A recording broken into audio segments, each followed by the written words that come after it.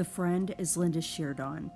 She would become Spotz' girlfriend and later marry him in prison.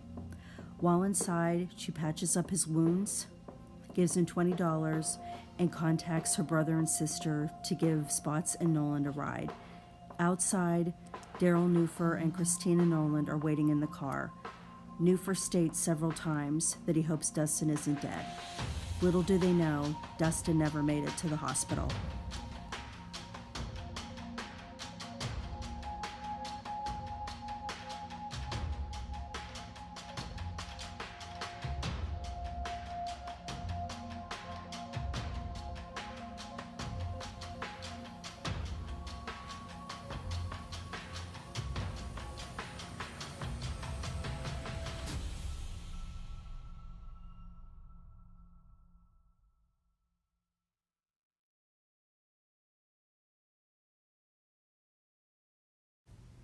Pine Grove, Schuylkill County, was home to Spotz' biological father, former state prison inmate and pagan Danny Spotz. Spotz was hoping to find his father, who could possibly offer assistance in the form of money, drugs, or a place to stay. January and February in Pennsylvania are not kind. They can be cold, dark, icy, and miserable. The winter of 1995 was no exception. Spotz and Nolan were dropped off at a Texaco station across the street from a truck stop where Spotz was once employed. Spotz found a former co-worker, Leroy Miller, and asked him for a ride into town. Per Miller's testimony, Spotz told him, "I did some pretty bad stuff last night," but refused to say what. Miller drove the pair 8 miles into Pine Grove Township. Spotz and Nolan walked down Pine Grove's main drag, such as it was, Topolhocken Road. Pine Grove is in the heart of coal country. There is little crime there, and everyone knows their neighbors. The pair walked to stay warm while they discussed their next move. They needed a car, and they needed money. It was 5:30 a.m. on February 1st, 1995.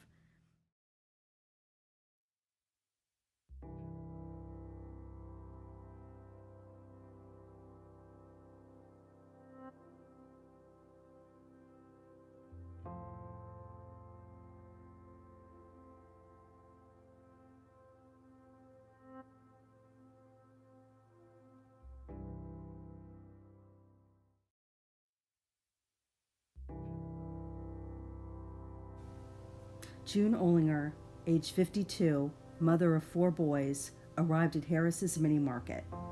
She had been employed there since June of 1989. She was kind, reliable, and well thought of by her employers. Though the store opened at 6 a.m., June was always there by 5:30. Her work ethic was so well known, the alarm sounded quite early to the fact that June had not opened the store on time that January morning. As she exited her car, she had no idea that she was seconds away from being the ultimate example of a person who was in the wrong place at the wrong time. Spotz and Nolan approached Olinger as she was getting out of her vehicle. Spotz put a gun in her back and made her crawl over to the passenger side of her car. And it was then that the nightmare for June Olinger began.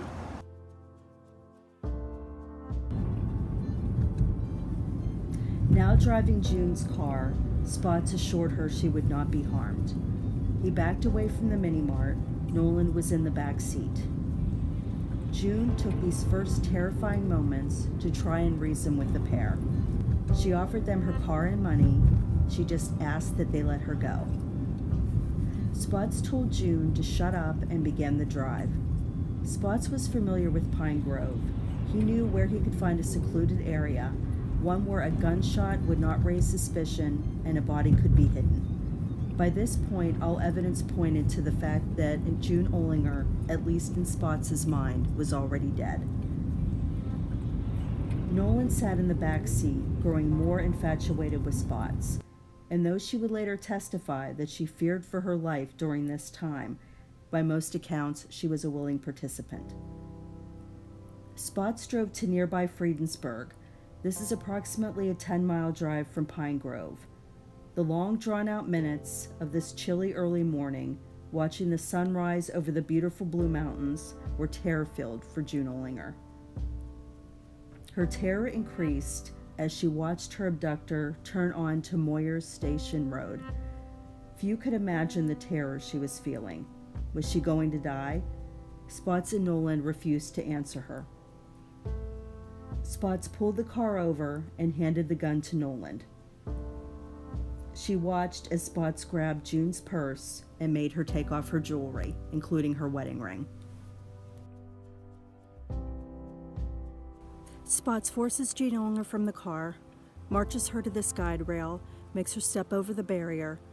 With her back toward him, he shoots her in the back of the head and kicks her off the bridge into the creek below.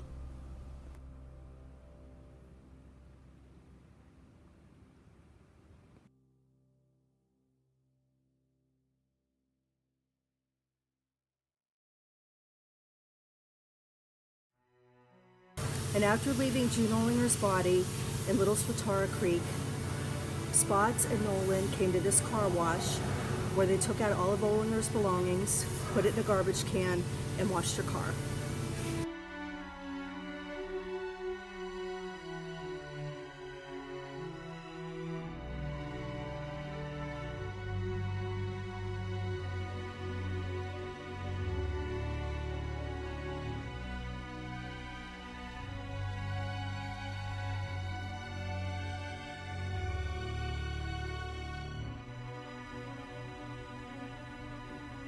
Please come back next week for the next installment of my documentary Spree Killer, and don't forget to like and subscribe.